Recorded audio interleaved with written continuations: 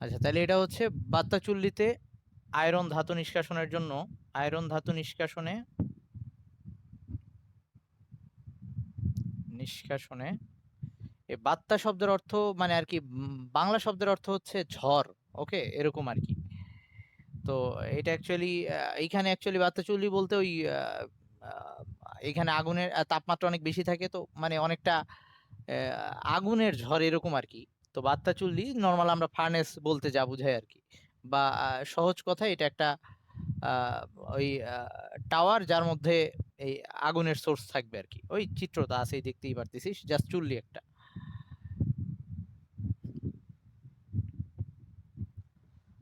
ধাতু নিষ্কাশনে বাত্তা চুল্লিতে সংঘটিত বিক্রিয়াসমূহ।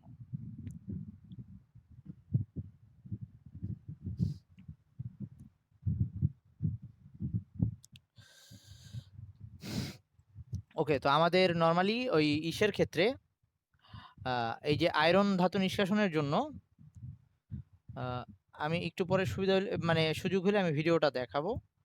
তা আমি একটু যদি তোদের সামনে বই থাকে, না থাকলেও বলতেছি যে এই যে এখানে এরকম শেপের একটা চুল্লি।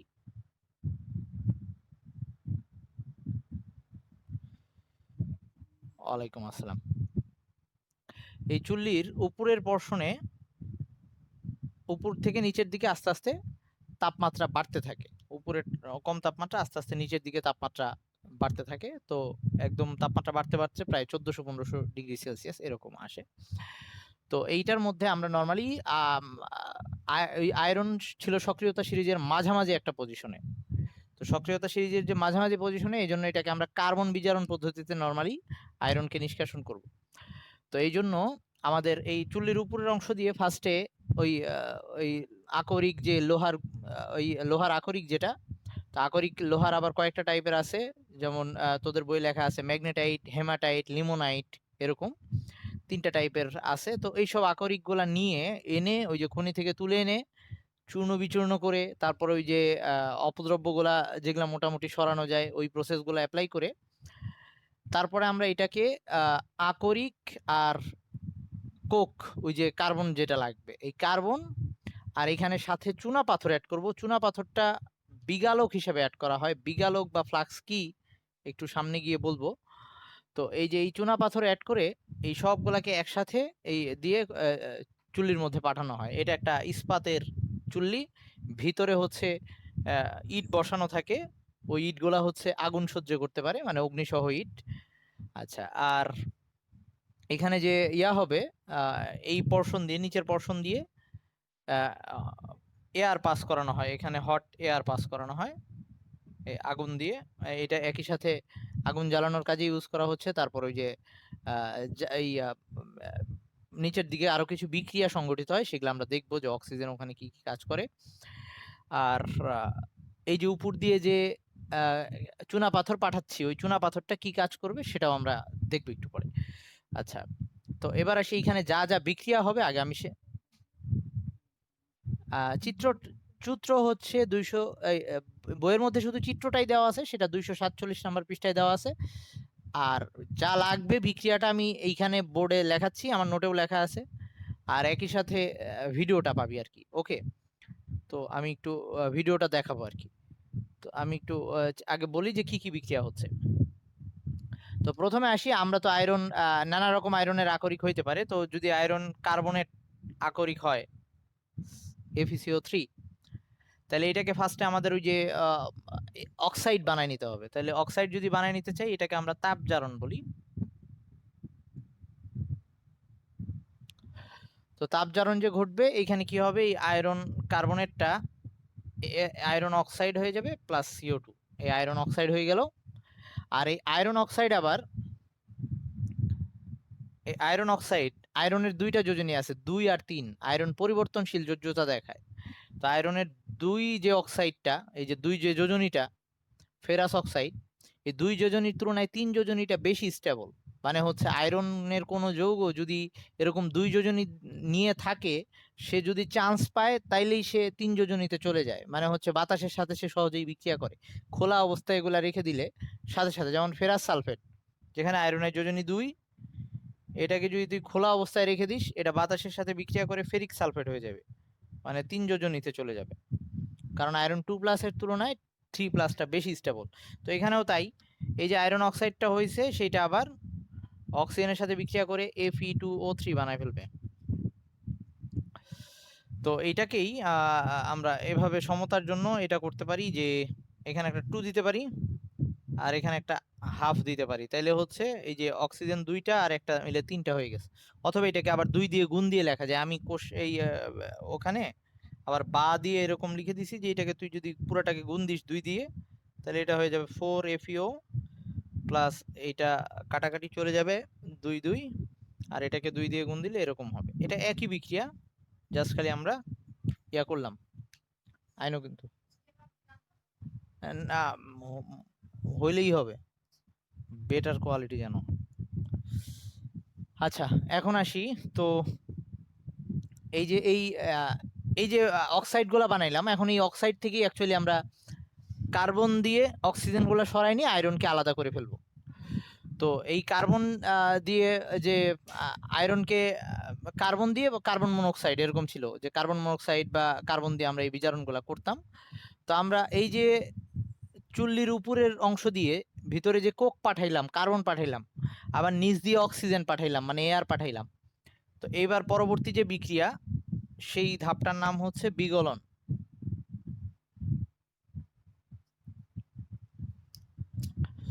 এই পরের ধাপটার নাম হচ্ছে বিগলন। এখানে সব বিক্রিয়াগুলো হবে, বাকি বিক্রিয়াগুলো এই উপর দিয়ে যে কোক পাঠাইলাম কার্বন সেইটা, আর এই যে নিচ দিয়ে যে এয়ার পাঠাইলাম সেই অক্সিজেন বিক্রিয়া করে এরকম CO2 বানাবে। আবার এই CO2 যেটা উৎপন্ন হইলো সেটা আবার ওই যে কার্বনের সাথে বিক্রিয়ায় গিয়ে কার্বন মনোক্সাইড বানাবে। ওকে, তো উপরের অংশে এই বিক্রিয়াটা হবে। আরো কিছু বিক্রিয়া হবে, উপর দিয়ে আমরা ক্যালসিয়াম কার্বনেট পাঠাইছিলাম, সেই ক্যালসিয়াম কার্বনেটও ভাঙবে। তো তার আগে আসি, এই যে এইটা আগে আমি এই দুইটাকে একসাথে রাখছি, যে কার্বন অক্সিজেন এই দুইটা বিক্রিয়া করে কার্বন ডাইঅক্সাইড হচ্ছে, কার্বন ডাইঅক্সাইড আবার কার্বন সাথে বিক্রিয়া করে কার্বন মনোক্সাইড বানাচ্ছে। এখন এই কার্বন মনোক্সাইড গিয়ে আয়রন অক্সাইড, হ্যাঁ ভাইয়া বল। হ্যাঁ আচ্ছা, তো ওয়েট ওয়েট ওয়েট, আমি কিন্তু আগের দিনও এরকম বলে রাখছিলাম যে আমরা যখন এই চুল্লির মধ্যে যে আমরা কার্বন পাঠাচ্ছি, আমরা কিন্তু হিসাব করে কার্বন পাঠাচ্ছি না। আমরা কার্বন দিচ্ছি আর আমরা বলছি একটা বিক্রিয়ায় কোনো কিছু লিমিটিং থাকে, কোনোটা আগে শেষ হয়ে যায়। তার মানে আমরা এরকম গুনে গুনে কার্বন দিচ্ছি না যে সব কার্বন অক্সিজেনের সাথে বিক্রিয়া করে CO2 হয়ে যাবে, কোনো কার্বন থাকবে না, এরকম না। কার্বন কিছু অক্সিজেনের সাথে বিক্রিয়া করে CO2 হইলো, তখনও কিছু কার্বন আছে, এমন তো কোনো কথা নাই যে সব কার্বন আগে অক্সিজেনের সাথে বিক্রিয়া করে নিবে তারপরে বাকি হবে। কার্বন ওখানে কন্টিনিউয়াসলি আসতেছে। সো একটা কার্বন অণু অক্সিজেনের সাথে বিক্রিয়া করে CO2 বানাইলো, তখনও 100 বাকি অণুগুলো রয়ে গেছে, তাদের সাথে বিক্রিয়া যাবে, মানে এগুলো একসাথেই হইতে পারে, একই সাথে যেহেতু তারা আছে। আচ্ছা, তার মানে এমন কোনো কথা নাই যে এই কার্বন কোত্থেকে আসলো, ওই একই কার্বন। ওকে, আচ্ছা এখানে যে কার্বন মনোক্সাইড হইলো, এখন এই কার্বন মনোক্সাইডটা গিয়ে ওই যে বিজারণটা ঘটাবে। তাহলে আমরা একটু আগে দেখছিলাম যে আয়রন Fe2O3 একটা পাইছিলাম।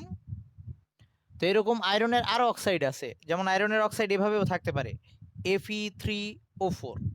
এটা কিভাবে আসছে একটু বলি, এই যে Fe2O3 আর আয়রন অক্সাইড ওই যে FeO, এই দুইটা যদি একসাথে হয়ে থাকে এরকম, তখন এই দুইটাকে আমরা একসাথে লিখি Fe3O4, এভাবেও থাকতে পারে। তার মানে আয়রনের অক্সাইডটা এরকমও হয়ে থাকতে পারে চুল্লির মধ্যে, এরকমও থাকতে পারে। তো যেভাবেই থাকুক, আমাদের এখন এখান থেকে এই অক্সিজেনটা আলাদা করলে আয়রন পেয়ে যাব। তাইলে এই যে CO,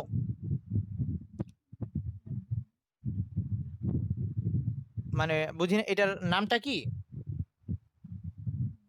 আচ্ছা তুই এটাকে ইসের ক্ষেত্রে এটাকে ইয়া ম্যাগনেটাইট হিসেবেও বলা যায়, Fe3O4 এভাবেও বলে আকরিকে।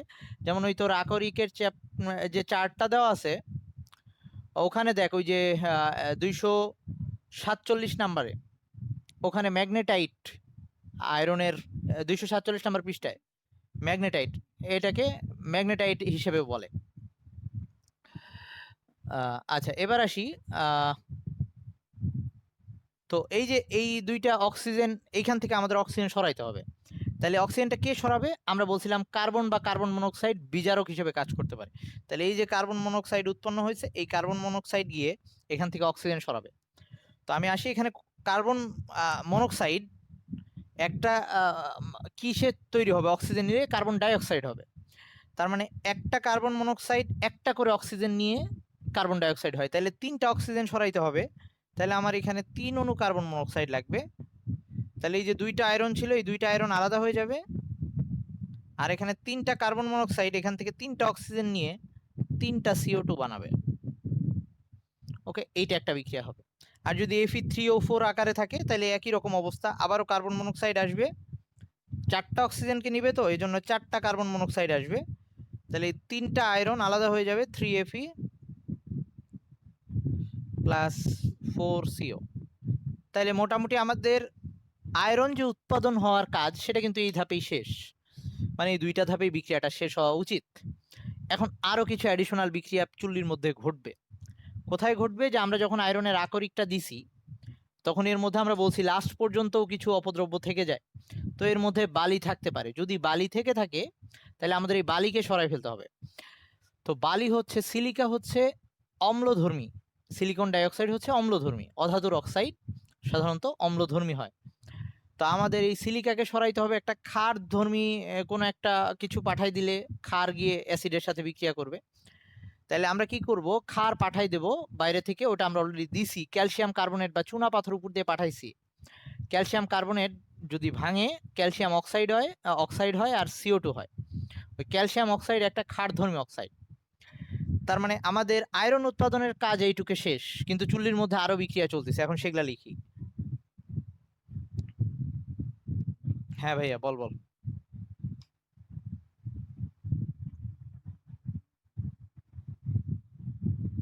CO2, আচ্ছা এখানে আমি 4CO লিখছিলাম বোধহয় ভুলে, 4CO2 হবে। হ্যাঁ, 4CO2 হবে, সরি, একই রকম বিক্রিয়া হবে।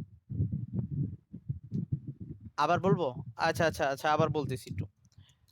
মানে একটা আয়রনের অক্সাইড ছিল Fe2O3, এভাবেও আয়রনের অক্সাইড থাকতে পারে Fe3O4। 2টা থেকেই বিজারণ হবে, বিজারণটা করবে কার্বন মনোক্সাইড, এবং এই কার্বন মনোক্সাইড অক্সিজেনকে সরাই ফেলতে পারে। একটা কার্বন মনোক্সাইড একটা অক্সিজেন নিয়ে যেয়ে CO2 হয়ে যায়। ওকে, এরকম হয়। ওকে, একটা করে অক্সিজেনকে সে সরাই ফেলতে পারে। তাহলে এখানে 3টা অক্সিজেন আছে, আমার 3টা অক্সিজেন সরাইতে হবে, 3টা কার্বন মনোক্সাইড লাগবে, 3টা CO2 পাবো ওই সাইডে, বাকি 2টা আয়রন আলাদা হয়ে যাবে, 2Fe। এরকম একইভাবে এইখানে 4টা অক্সিজেন আছে, 4টা অক্সিজেনকে সরাইতে হবে, 4টা কার্বন মনোক্সাইড আসবে, বাকি 3টা আয়রন আলাদা হয়ে যাবে, 3F। এটা হচ্ছে বিক্রিয়াটা। এই ধাপে আমাদের আয়রন উৎপাদন শেষ, কিন্তু চুল্লিতে আরো বিক্রিয়া হবে। কি কি বিক্রিয়া হবে? আমরা যে উপর দিয়ে ক্যালসিয়াম কার্বনেট পাঠাইছি ওইটা আবার ভাঙবে, ক্যালসিয়াম কার্বনেট ভাঙবে, এটা প্রায় 900 থেকে 1000 ডিগ্রি সেলসিয়াস তাপমাত্রায় ভেঙে যায়। এটা ভেঙে ক্যালসিয়াম অক্সাইড হবে প্লাস CO2 হবে। এর মধ্যে এই ক্যালসিয়াম অক্সাইডটা, যেটা আমাদের ক্ষারক, একটা ক্ষারধর্মী অক্সাইড, এটা কি করবে? যদি আমার আকরিকের মধ্যে বালি থাকে, থাকবেই, কারণ আমরা আকরিক যেহেতু মাটির নিচ থেকেই তুলে আনতেছি, তো সেই বালির সাথে বিক্রিয়া করে,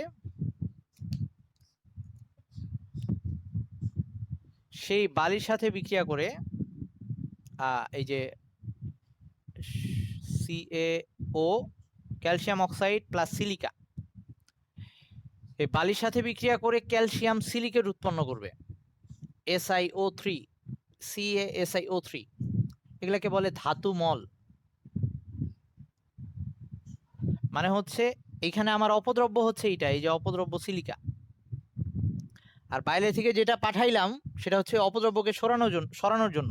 এগুলাকে বলা হয় ফ্লাক্স, যেগুলো আমরা অপদ্রব্যকে সরানোর জন্য পাঠাই।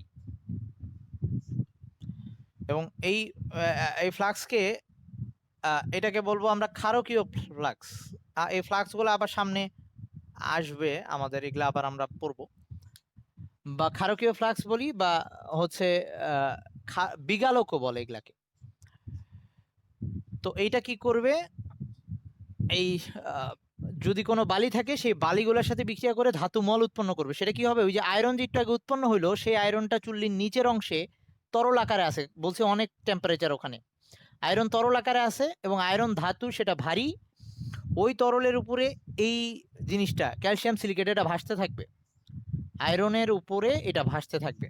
ওকে, মানে সব বালিগুলা ওইটা উপরে ভাসতে থাকবে এরকম ক্যালসিয়াম সিলিকেট আকারে।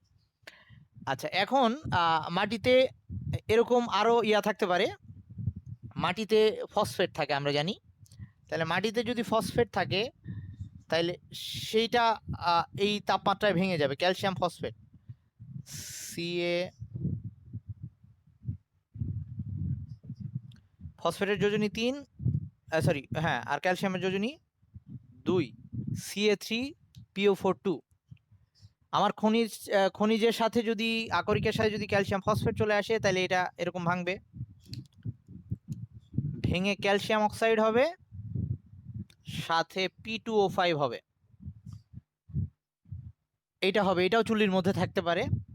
তাইলে ওইটা আবার কি করবে, এই যে ক্যালসিয়াম অক্সাইড উৎপন্ন হইলো, এটা আবার ওই যে চুল্লির মধ্যে যে ইয়া আছে সিলিকা, ওই যে বালি যেগুলা বললাম ওই আকরিকের সাথে, এই বিক্রিয়াটা আরেকবার লিখতেছি আমি, এই যে এই ক্যালসিয়াম অক্সাইডটা ওই সিলিকার সাথে বিক্রিয়া করে সেম বিক্রিয়াটা আমি আরেকবার লিখলাম। ওকে, যে এগুলাও তখন সিলিকার সাথে বিক্রিয়া করবে। এখনো কিন্তু আমার ওই P2O5টা রয়ে গেছে, ওইটা এখনো যায় নাই।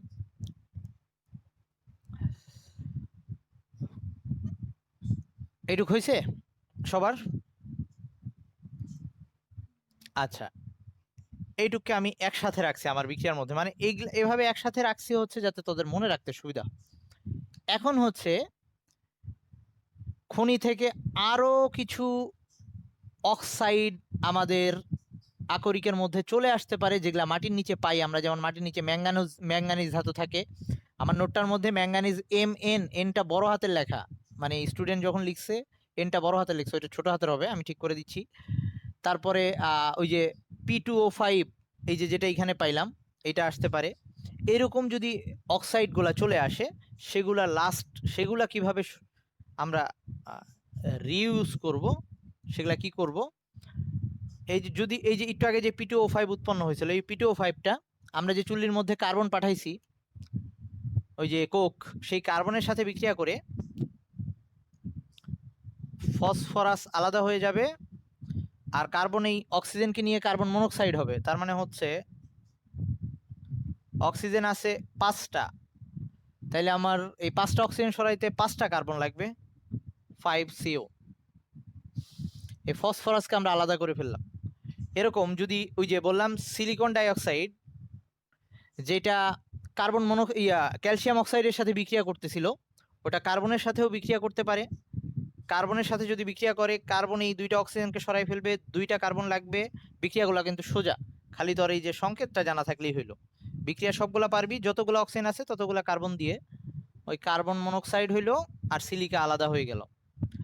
তারপর হচ্ছে যদি ম্যাঙ্গানিজের অক্সাইড থাকে, ম্যাঙ্গানিজের অক্সাইড আবার 2 টাইপের আছে, একটা হচ্ছে Mn2O3, আর একটা হচ্ছে MnO2। ম্যাঙ্গানিজের একাধিক জারণ সংখ্যা আছে, তো কোনটায় কয়টা কার্বন লাগবে, এখানে 3টা অক্সিজেন সরাইতে চাই, সো 3টা কার্বন লাগবে। 2টা অক্সিজেন সরাইতে চাই, 2টা কার্বন লাগবে, সো এখানে 2টা ম্যাঙ্গানিজ আলাদা হয়ে যাবে, সাথে হচ্ছে 3CO। এখানে একটা ম্যাঙ্গানিজ, সাথে হচ্ছে 2CO। এই ম্যাঙ্গানিজের Mn কিন্তু ছোট হাতের হবে, ওই নোটে Nটা বড় হাতের লেখা হয়ে গেছে। এই বিক্রিয়াগুলা ঘটবে, এবং এগুলা যেগুলো আমরা পেয়ে যাব, এগুলাকে আমরা অন্য কাজে ইউজ করতে পারবো। ওকে, তো এই হচ্ছে আমাদের আয়রন সংগঠন, মানে আয়রন নিষ্কাশনের সময় বাত্তা চুল্লির মধ্যে যতগুলা বিক্রিয়া হয়। মেইন বিক্রিয়া কিন্তু ওটাই ছিল, যেখানে ওই যে আমরা আয়রনটাকে আলাদা করে ফেললাম, মানে 2 নাম্বার পর্শনে যে বিক্রিয়াটা আমি লিখছিলাম, ওই বিক্রিয়াটাতেই মেইন হয়ে গেছে, কিন্তু সাথে আরো এক্সট্রা এই বিক্রিয়াগুলো হইতে থাকে। হ্যাঁ, না, এই বাংলাদেশে এরকম এই ইন্ডাস্ট্রিগুলো নাই, এগুলা বাইরের কান্ট্রিতেই আছে, যেখানে যে খনি অ্যাভেলেবল।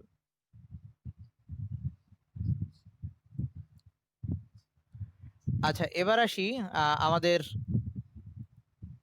পরবর্তী যে টপিকটা, আয়রন নিষ্কাশনের পরে আর কোনো ধাতু নিষ্কাশন নাই আপাতত।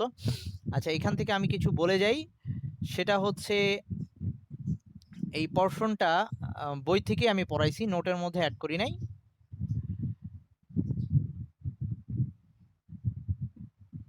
এটা হচ্ছে ওই যে ধাতু বিশুদ্ধ করার জন্য কয়েকটা প্রসেস আছে। একটা হচ্ছে বিগালক যোগ করা, যেটা এই যে আজকে করলাম, যে ওই চুল্লির মধ্যে ওই যে ক্যালসিয়াম অক্সাইড পাঠাই দিছি যাতে বালিকে সরাই ফেলে। তো এই বালি আর ক্যালসিয়াম অক্সাইড মিলে কি তৈরি হয়েছিল, বালি আর ক্যালসিয়াম অক্সাইড মিলে ক্যালসিয়াম সিলিকেট তৈরি হয়েছিল। তো আমার কিন্তু আমি এবার আমার টার্গেট ছিল বালিকে সরাই ফেলবো, এই জন্য ক্যালসিয়াম অক্সাইড পাঠাইছিলাম। তো কোথাও যদি এরকম হইতো যে ওখানে আসেই ক্যালসিয়াম অক্সাইড, আমি সরাইতে চাই ওটাকে, তাহলে বাইরে থেকে আবার বালি দিয়ে দিতাম। তার মানে কি, আমার সরাইতে হবে তার উপরে ভিত্তি করে আমি কোনো একটা অম্লধর্মী যৌগকে পাঠাই দিচ্ছি যদি ক্ষারধর্মী যৌগকে সরাইতে হয়, আর যদি ক্ষারধর্মী যৌগকে সরাইতে হয় তাহলে আমরা অম্লধর্মী যৌগকে পাঠাই দিচ্ছি। তাহলে এই যে এই বাইরে থেকে যে খনিজ মল অপসারণ করার জন্য বা ওই যে এক্সট্রা অপদ্রব্য অপসারণ করার জন্য যে আমরা বাইরে থেকে আলাদা করে একটা পদার্থ অ্যাড করে দিচ্ছি যেটা ক্ষারকীয় হইতে পারে বা অম্লীয় হইতে পারে, সেটাকে আমরা বিগালক বলি বা ফ্লাক্স বলি। ওকে, এটা অম্লীয় হইতে পারে, ক্ষারকীয় হইতে পারে। আচ্ছা, এটা একটা প্রসেস। তারপরে হচ্ছে আমরা এর এই ফাইনালি যে ধাতুটা বের করে নিয়ে আসলাম, এর মধ্যে যদি এর পরেও এমন অপদ্রব্য থেকে যায় যেটা কোনো এই যে যৌগ আকারে নাই এবং যেটা খুব কম সক্রিয়, যে আমি বাইরে থেকে এইরকম কিছু দিয়ে পাঠাই দিয়েও তাকে সরাই ফেলতে পারতেছি না, ও বিক্রিয়া করতেছি না ওর সাথে, তখন আমরা তড়িৎ বিশ্লেষণ করে আলাদা করব। তো সেই প্রসেসও আমি দেখাবো। এটা আমরা অবশ্য পরে আসছিলাম যে ওই কপার ধাতুর তড়িৎ বিশ্লেষণ বিশোধন যে প্রক্রিয়াটা। তো আমি আজকে পুরো একটা ভিডিও দেখাবো যেখানে কপারের পুরা বিশোধন প্রক্রিয়াটা আমরা এখানে দেখব, যে কপার ধাতুকে কিভাবে আকরিক থেকে তুলে এনে আমরা সেটা থেকে কপার ধাতুটা আলাদা করি। আচ্ছা, আর লাস্ট হচ্ছে এইখানে যেটা আছে প্রসেস, সেটা হচ্ছে আচ্ছা, এই মিটিং এন্ড হয়ে গেলে আবার জয়েন দিস।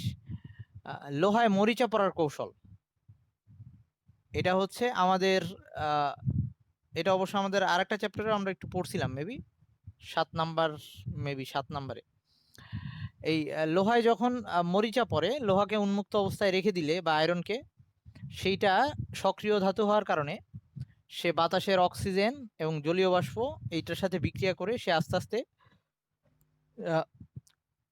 অন্য অক্সাইডে পরিণত হয়ে যায়। আই মিন আয়রন, ফার্স্টে আয়রন অক্সাইড হয়ে যায়, তারপরে ওই যে আবার আয়রনের 3 যোজনী সেটাতে চলে যায়। তো এই যে এই প্রসেসটা হচ্ছে, এই প্রসেসটা কয়েকটা ধাপে হয়, সেই ধাপগুলো আমি লিখে দিছি, তো সেই অনুযায়ী আমি বলতেছি। তো লোহায় মরিচা পড়ার কৌশল, তোদের বেশি হয়ে গেলে বলিস।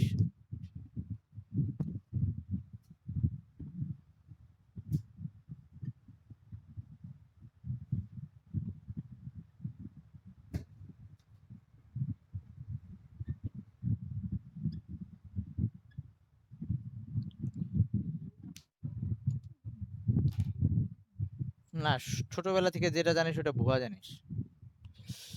ওকে, প্রথমে হচ্ছে আয়রনকে আমি যখন খোলা অবস্থায় রেখে দিচ্ছি, ধাপে ধাপে কয়েকটা বিক্রিয়া হবে। প্রথম ধাপে বাতাসে যে জলীয় বাষ্প আছে এইটা আংশিকভাবে ভেঙে H+ আর OH- উৎপন্ন করবে। এটা হচ্ছে প্রথম বিক্রিয়া। ছোটবেলা থেকে তো জানি যে কিভাবে মরিচা পরে খোলা অবস্থায় রাখলে, কিন্তু কিভাবে হয় সেই প্রসেসটা বলতেছি। এখন আয়রন হচ্ছে ধাতু সবসময় চাই ইলেকট্রন ছেড়ে দিতে। তো আয়রন যখন দেখবে তার ইলেকট্রন নেওয়ার মতো কেউ আছে, এই যে বাতাসে যখন সে H+ পেয়ে গেছে যে ইলেকট্রন নিতে পারবে এরকম একটা অবস্থা, তাহলে সে তখন ইলেকট্রন ছাড়বে। তাহলে সে কি করবে, আয়রন যখন দেখবে তার আশেপাশে এরকম H+ আছে, তখন সে ইলেকট্রন ছেড়ে দিয়ে, দুইটা ইলেকট্রন ছেড়ে দিয়ে ফার্স্টে Fe2+ হবে। তার মানে আয়রন এখন আর আয়রন নাই, ক্ষয় হয়ে গেছে, Fe2+ হয়ে গেছে। থার্ড ধাপে এই যে আয়রন ইলেকট্রনটা ছেড়ে দিল, তো ও তো কাউকে দেখেই ইলেকট্রনটা ছাড়ছে, তো ওর ইলেকট্রনটা কে নিবে, ওর ইলেকট্রনটা নিবে H+।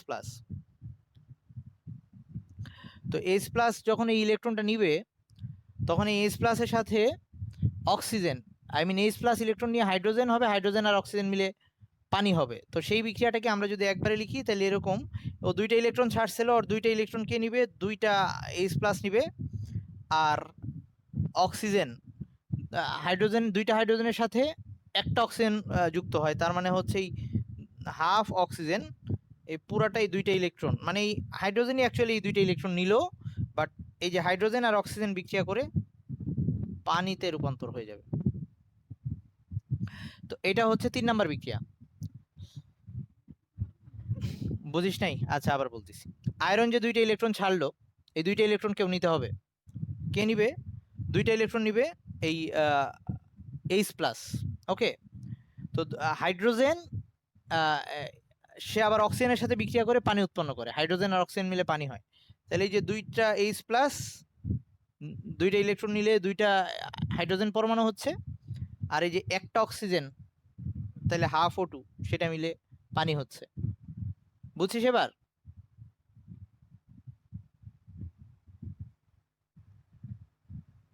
ওই বুঝছে, ওকে। আচ্ছা, এবার হচ্ছে আগেই বলে আসছি যে আয়রন 2+, এটা কিন্তু এইভাবে থাকার চেয়ে আয়রন 3+ হইতে বেশি স্বাচ্ছন্দ্য বোধ করে। তার মানে ওই 2+ না থেকে সে আরেকবার ইলেকট্রন ছাড়বে, সে 3+ হয়ে যাওয়ার চেষ্টা করবে, কারণ বাতাসে তখন ওই H+ অ্যাভেলেবেল আছে। ওই যে বারবার বলতেছি, এমন কিন্তু কথা নাই, এগুলা কিন্তু গুণে গুণে উৎপন্ন হচ্ছে না যে পানি এটা ভাঙতিছে। ওকে, তাহলে H+ কিছু এখানে বিক্রিয়া করছে, আরও H+ আছে। তো এই আয়রন 2+, এ আবার চেঞ্জ হয়ে আবার ইলেকট্রন ছাড়বে সে, এটা হচ্ছে 4 নাম্বার ধাপ। সেই ইলেকট্রন ছেড়ে Fe2+, আবারও ইলেকট্রন ছেড়ে Fe3+ এ পরিণত হবে। তো এখন কে নিবে ওই ইলেকট্রন? আবারও হাইড্রোজেন নিবে, আর হাইড্রোজেন নেওয়ার সময় সেই অক্সিজেন সহ আসবে। তাহলে এইটাকে আমরা এখন আবার লিখি, তাহলে Fe2+, যে ইলেকট্রন ছাড়লো সেটা নিতে আসবে হাইড্রোজেন। তো হাইড্রোজেন যদি আমরা সমতা করতে চাই, মানে 2টা হাইড্রোজেন এসে 2টা ইলেকট্রন নিবে, তো আগের বিক্রিয়াটাই আরেকবার লিখবো, মানে সেম বিক্রিয়াটা আবার হবে।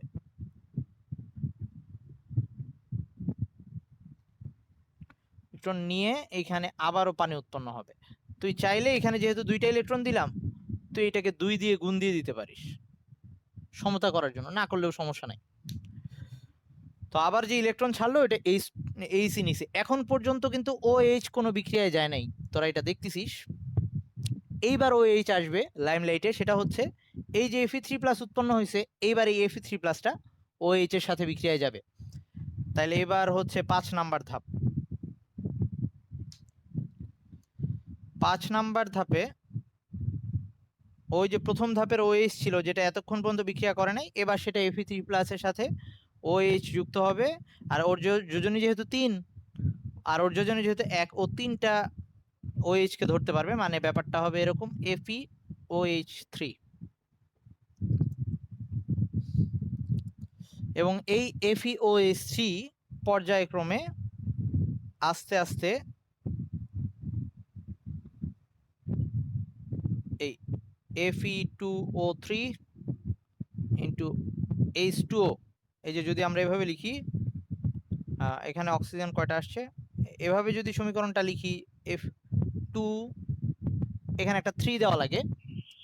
এই যে এই FeOH3 আস্তে আস্তে পানি এইরকম গঠনে চলে যাবে, তার মানে তার পানিগুলো এরকম কেলাস আকারে যুক্ত হয়ে যাবে। এখানে যত OH গুলো ছিল এগুলো পানি আকারে আলাদা হয়ে যাবে, Fe2O3 সাথে পানিটা তখন কেলাসের মধ্যে আটকা থাকবে, এরকম একটা অবস্থা। তাহলে এখানে 3টা অক্সিজেন ছিল, আর মানে হাইড্রোজেন ছিল 3টা, টোটাল 6টা, আর অক্সিজেন ছিল হচ্ছে 3টা, এখানে টোটাল 6টা অক্সিজেন। তাহলে 3টা অক্সিজেন এখানে চলে গেছে Fe2O3, আর ওই যে বাকি যে হাইড্রোজেনগুলো ছিল 6টা হাইড্রোজেন আর 3টা অক্সিজেন, সেটা মিলে এই যে পানি হয়েছে, 3 অণু পানি। তবে এটাও কিন্তু মরিচার সংকেত। তবে আমরা এইখানে মরিচ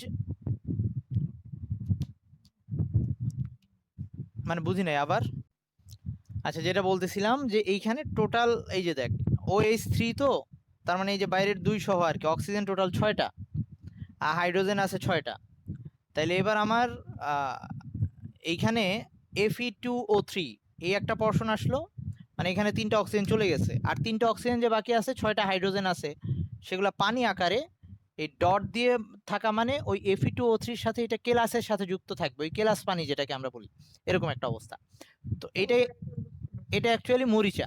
তো মরিচা, তবে মরিচার মধ্যে যে সব সময় 3 অণু পানি যুক্ত থাকবে এটা না, আই মিন এর চেয়ে বেশি কমও হইতে পারে। তো এই জন্য মরিচার সংকেত কখনো কখনো এভাবে আসলেও এটাও রাইট, 1 অনুপানি 2 অনুপানি যে কোনো সংখ্যায় থাকতে পারে। সো মরিচার সংকেতকে এভাবেও লেখা হয়, কোশ্চেনে কখনো এরকমও পাবি এন দিয়ে দেওয়া হয় বা এক্স দিয়ে দেওয়া হয়, মানে ওখানে যে কোনো সংখ্যায় পানি যুক্ত থাকতে পারে। ওকে, আচ্ছা এই হচ্ছে টোটাল মরিচা পড়ার কৌশল। তা আবার প্রথম থেকে একটু মনে করাই দিই। ফার্স্টে হচ্ছে ফার্স্টে পানি ভাঙছে, তার মানে আমরা যদি, যেহেতু যতক্ষণ না ইসের দেখ একটা ব্যাপার যে 3টা জিনিস একসাথে না হইলে কখনোই মরিচা পড়বে না। আয়রনের ইলেকট্রন ছাড়ার জন্য দরকার হচ্ছে H+, মানে H+ আসলেই ওই ইলেকট্রন ছাড়বে। আবার শুধু H+ থাকলেও সেই ইলেকট্রন ছাড়বে না, কারণ হচ্ছে ওই যে ইয়া লাগবে, আবার ওটার নাম কি, ওই তোর অক্সিজেনটাও দরকার হবে। তা আমি যদি এরকম করি যে মানে ইসের মধ্যে পানির মধ্যে আয়রনকে লোহাকে ডুবায় রাখছি, কিন্তু ওই পানির মধ্যে কোনো অক্সিজেন নাই, এরকম যদি হয়, ওকে, তাহলে ওখানে লোহার মধ্যে কোনো মরিচা পড়বে না। তার মানে 3টা জিনিস একসাথে অ্যাভেলেবল থাকতে হবে, পানিও থাকতে হবে, অক্সিজেনও থাকতে হবে, আর লোহা, 3টা জিনিস একসাথে থাকতে হবে। যে কোনো একটা না থাকলে তখন মরিচাটা পড়বে না। তাহলে ফার্স্টে হচ্ছে পান। হ্যাঁ হ্যাঁ বল।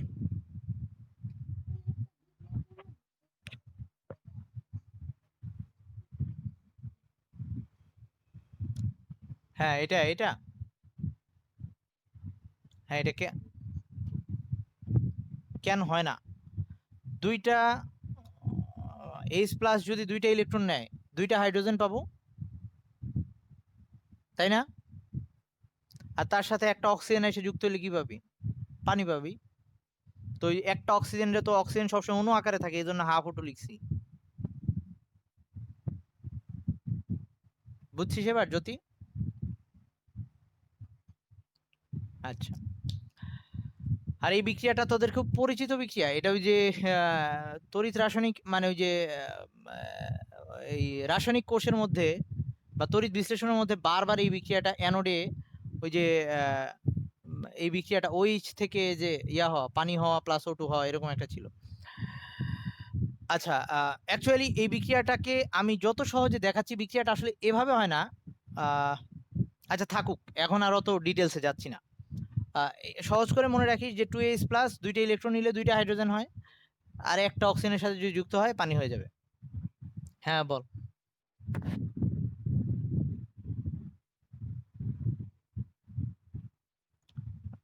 আরে পাগল রে, এখানে তো আছে 2টা প্লাস, তাহলে 2টা ইলেকট্রন নিলে নিউট্রাল না? আচ্ছা ঠিক আছে, শোন এখন। তো এই যে পানি ফার্স্টে ভাঙছিল, H+ আর OH- হবে। সেকেন্ড ধাপে আয়রন ইলেকট্রন ছাড়বে, কাকে দিবে?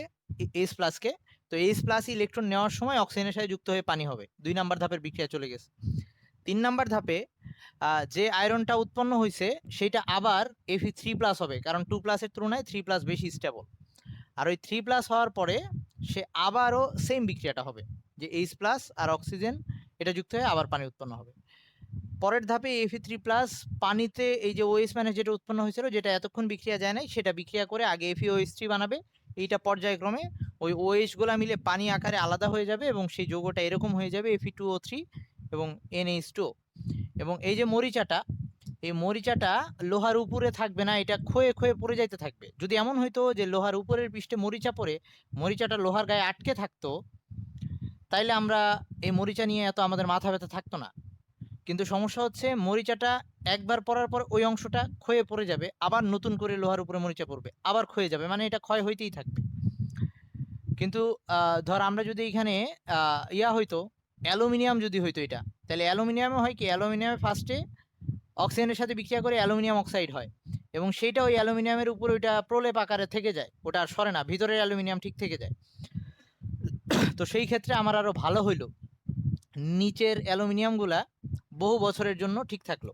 কিন্তু আয়রনে এই মরিচাটা ওই উপরে গায়ে না লেগে থেকে ওইটা ক্ষয়ে ক্ষয়ে পড়ে যাচ্ছে দেখে আমাদের বারবার আয়রন নতুন করে ক্ষয় হইতে থাকে। আচ্ছা, আমি তাহলে একটু ওই যে ভিডিওটা ভিডিওটা দেখাবো। তারপর তাহলে আজকে আমি ধাতু নিষ্কাশন এই পর্যন্তই রাখলাম। পরে আমাদের অধাতুর পার্টগুলো আছে সেগুলো পরে আসতেছি, ভিডিওটা দেখেনি। তোরা এখন দেখতেছিস তো ঠিকঠাক মতো? আচ্ছা ওকে, এই যে এটা হচ্ছে বাত্তা চুল্লির উপরের অংশ। এখান দিয়ে এই যে আহ, এই ইয়া লাইমস্টোন মানে চুনা পাথর, ক্যালসিয়াম কার্বনেট, সেটা ঢালা হচ্ছে।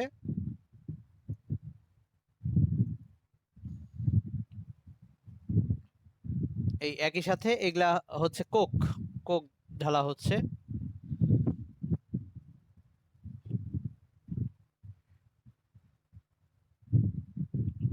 এই যে নিচ দিয়ে যে বাতাস প্রবেশ করানো হয়, বাতাসটা এই যে এরকম ওই যে কামাররা যে ইউজ করে এভাবে হুইল ঘুরে এখানে বাতাসটা পাঠানো হয়।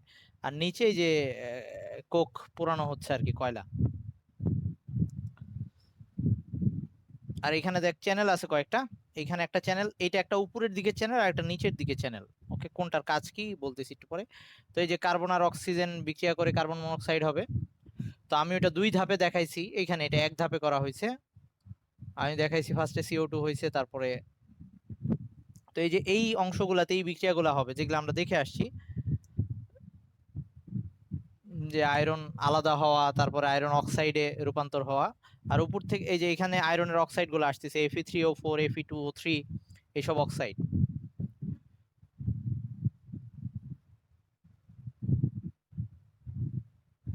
আর এই যে চুল্লির উপরের দিকে যেখানে ইয়া কম, মানে আর কি তাপমাত্রা কমে, এখানে ক্যালসিয়াম কার্বনেটটা ভেঙে ক্যালসিয়াম অক্সাইড আর CO2 হবে।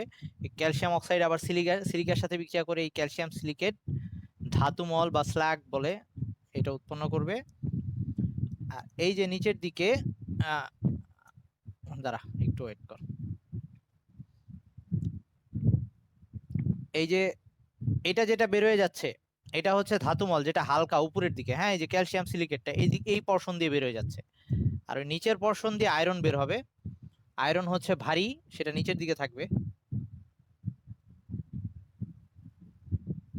সেটা হচ্ছে আয়রন বের করে দিবে নিচের পর্শন দিয়ে। আচ্ছা, আর এখানে ওই বিক্রিয়াগুলো দেখানো আছে, এগুলো আর দরকার নাই, আমি আরেকটায় যাচ্ছি।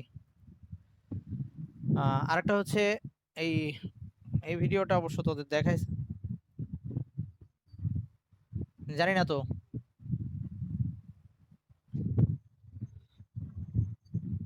আচ্ছা আচ্ছা, ওকে, থ্যাঙ্কস থ্যাঙ্কস। আচ্ছা শোন, তো এই যে কপার এই ভিডিওটা তোদের দেখাইছিলাম, আমার এই ভিডিওটা দেখালো যে আনিকার কথা মনে পড়ে, মনে আছে? নাকি নিসা ছিল, কোনটা, আনিকা না নিসা?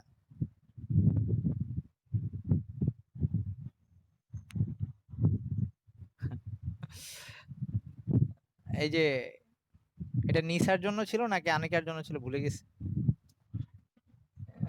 আচ্ছা ওকে। তো এই যে এটা হচ্ছে কপারের আকরি, মানে কপার ধাত নরমালি আকরিক আকারে থাকে। তো কপার যদিও তোদের মানে আমরা ওই কপার নিয়ে আলাদা করে কপারের বিশোধন নিয়ে আমরা পড়ি নাই, স্ববিজারণ পদ্ধতিতে যেটা হয় ওইটুকি খালি আছে। তোদের পুরান বই এটা ছিল, নতুন বইয়ে ওটা নাই বা আসেও না খুব একটা। তবু যদি তোরা গাইড টেস্ট পেপারে পাস, পুরাতন কোশ্চেনে যদি মনে হয় যে পড়বি, দেখে রাখতে পারিস একবার। তো এগুলা কোন কোন জায়গায় পাওয়া যায় সেগুলার একটা ইয়া, ইন্ডিয়াতে আছে কয়েকটা অঞ্চলে, রাজস্থানে পাওয়া যায় কপারের খনি বা কপার। এই মাটির নিচে এরকম লেয়ারে খনিগুলা থাকে। তো এই কপারের খনিটা কয়েক ভাবে, মানে কপারের আকরিকটা কয়েক রকম আছে। একটা হচ্ছে যে কপার আয়রন সালফাইড, মানে কপার পাইরাইডস বলে এটাকে, সেটা দেখতে অনেকটা এরকম। এই যে হ্যাঁ, অনেকটা পাথরের মতোই। এই যে কপার অক্সাইড, এটা লাল কালারের এরকম থাকে। আর এই যে এটা হচ্ছে কপার সালফাইড, এভাবে থাকে। তো বেশি পাওয়া যায় এই যে কপার পাইরাইডসটাকে আমরা বেশি পরিমাণে পাই আর কি, বা আকরিক।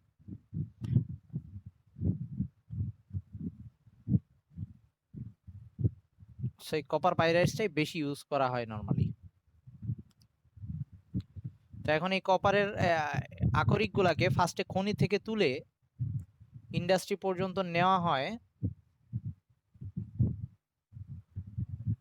আচ্ছা, আমাদের এই ভূপৃষ্ঠের, আচ্ছা বাদ দে। এই কপার প্রথমে খনি থেকে তুলে এই যে এরকম রেল ট্র্যাক দিয়ে একদম এই এই এই হুইল গুলা ম্যাগনেটিক, এই রেল লাইন গুলা, এই ম্যাগনেটিক হুইল মানে কোনো ইয়া লাগবে না, মানে মানুষ লাগবে না, এটা অটোমেটিক চলে যাবে একদম ইয়া পর্যন্ত, ইন্ডাস্ট্রি পর্যন্ত খনি থেকে।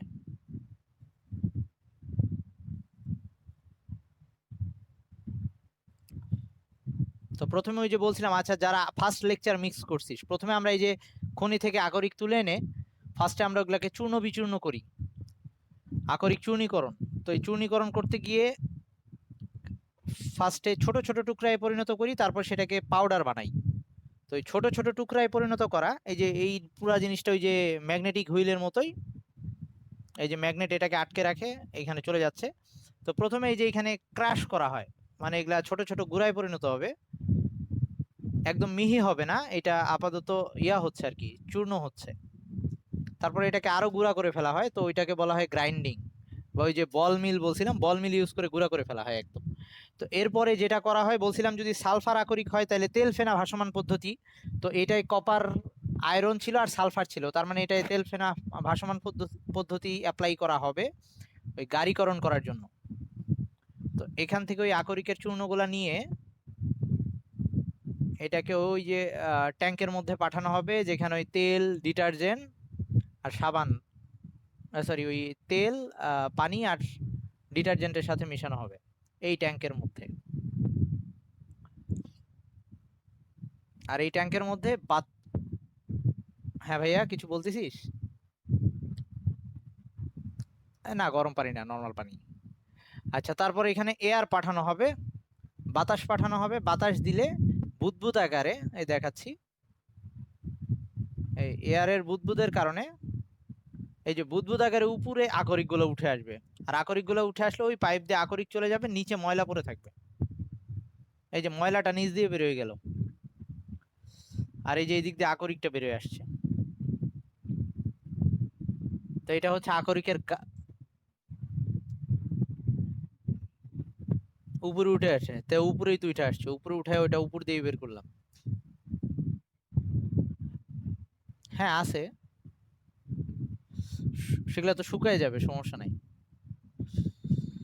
এখন আসি, এই যে আকরিক গুলা আছে, এই আকরিক গুলাকে এবার, এখন এগুলার কিন্তু অক্সাইড আকারে নাও থাকতে পারে, আমরা দেখছি যে আয়রন, তাহলে এটাকে ওই যে তাপজারণ ছিল আর একটা ভস্মীকরণ ছিল, এরকম ছিল। তো এই যে একটা ট্যাঙ্কের মধ্যে নিয়ে আগুন এবং অক্সিজেন দুইটা সহ, অক্সিজেনও দিচ্ছি কারণ আয়রন কপার পাইরাইটসের মধ্যে আগের থেকে অক্সিজেন ছিল না, CuFeS2 ছিল। তাহলে এখান দিয়ে আমরা আকরিকটা দিচ্ছি আর এদিক দিয়ে অক্সিজেন পাঠাচ্ছি, আগুন দিচ্ছি, আগুনের উপস্থিতিতে আমরা এটাকে ওই যে ইয়া করতেছি, তাপজারণ প্রসেসটা চালাচ্ছি। তো এখন এইখানে যে জিনিসগুলো হবে, যদি আকরিকের মধ্যে অন্যান্য কিছু থেকে থাকে, এই যে সালফার থেকে থাকলে সালফারটা সালফার অক্সাইড আকারে বাইরে চলে যাবে, যদি ফসফরাস থেকে থাকে ফসফরাস P2O5 আকারে বাইরে চলে যাবে, এরকম আর্সেনিক থেকে থাকলে, মানে মাটির নিচ থেকে তোলা হয়েছে এগুলা থাকতেই পারে, এগুলা এখানে চলে যাবে। তো এই রিয়াকশন গুলা পাশে দেখানো হয়েছে, দেখ একটু। তো এখান থেকে যেগুলা পাইলাম আমরা, এই যে এখানে যে রিয়াকশনটা হইলো, এই আয়রন এটা তুলে নিয়ে আসছিলাম খনি থেকে, অক্সিজেন এটার সাথে যুক্ত হয়ে কপার সালফাইড উৎপন্ন হয়েছে, আয়রন সালফাইড উৎপন্ন হয়েছে, আর SO2 ওই যে এগুলা আলাদা হয়ে গেছে। আমার কিন্তু এই সালফাইড আকরিকটাকে, কপার সালফাইড আকরিকটাকে স্ববিজারণ পদ্ধতিতে আমরা আলাদা করব। এই আয়রন সালফাইডটা কিন্তু আমার দরকার নাই, এটা ওকে আমার সরাই ফেলতে হবে। তাইলে এবার পরের ধাপ, এই ধাপে এই আকরিকটাকে একটা চুল্লিতে পাঠানো হয়েছে, ওই বাত্তা চুল্লিতেই। তো এখানে আমরা ওই যে আয়রনটাকে যাতে সরাই ফেলতে পারি আর কি।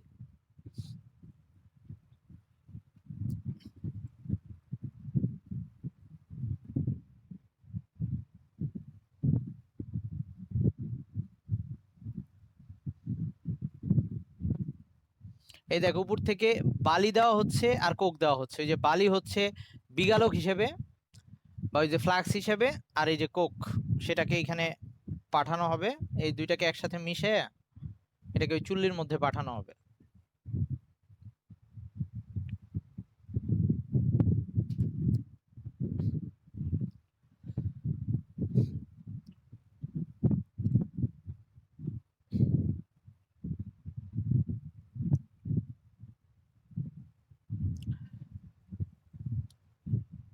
আর এই দিক দিয়ে ওই যে বাতাস বাতাস যে প্রবাহিত করা হয়, দেখ সবকিছু অটোমেটিক, মানে এখান দিয়ে পানি প্রবাহিত করে এই হুইলটা ঘোরানো হয়, এই হুইলের মাধ্যমে বাতাস চুল্লির মধ্যে প্রবেশ করবে।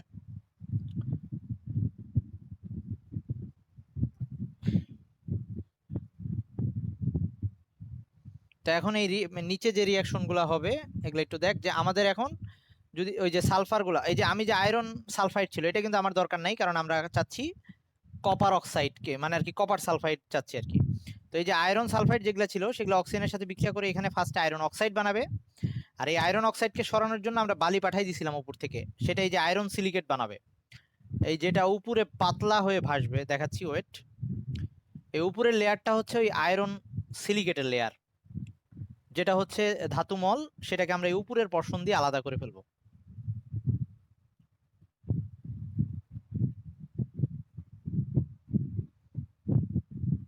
এটা যেটা বের হয়ে গেল এটা আমার দরকার নাই, এটা হচ্ছে ওই যে ধাতু মল যেটা।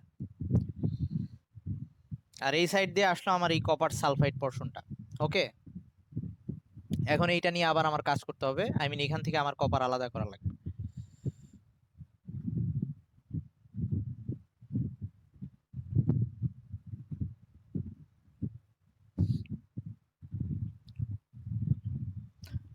তো এই যে এবার আবার ওই কপার সালফাইডের মধ্যে মানে অক্সিজেন দিয়ে ওই যে স্ববিজারণ পদ্ধতি যেটা ছিল আর কি,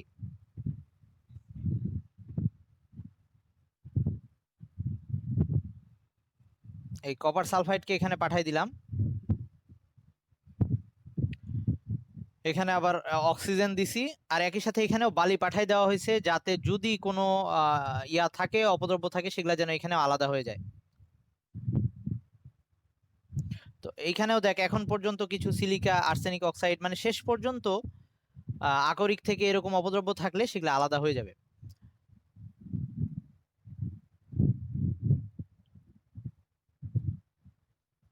আর এই ধাপে যদি এখনো কোনো আয়রন সালফাইড এখানে থেকে থাকে, সেই পর্শনটাও এখান থেকে আলাদা হয়ে যাচ্ছে।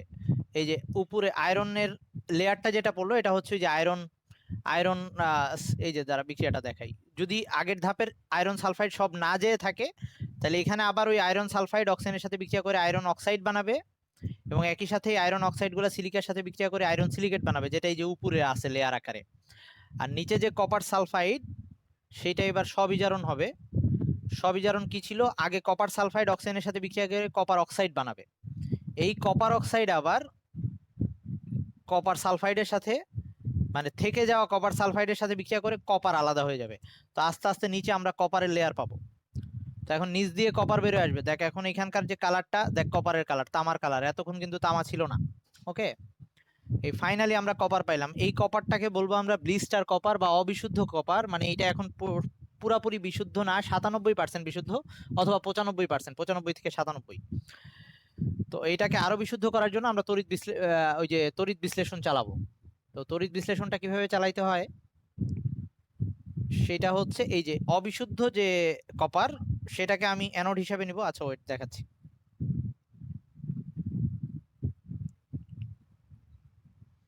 অবিশুদ্ধ যে কপার সেটাকে আমরা অ্যানোড হিসেবে নিব।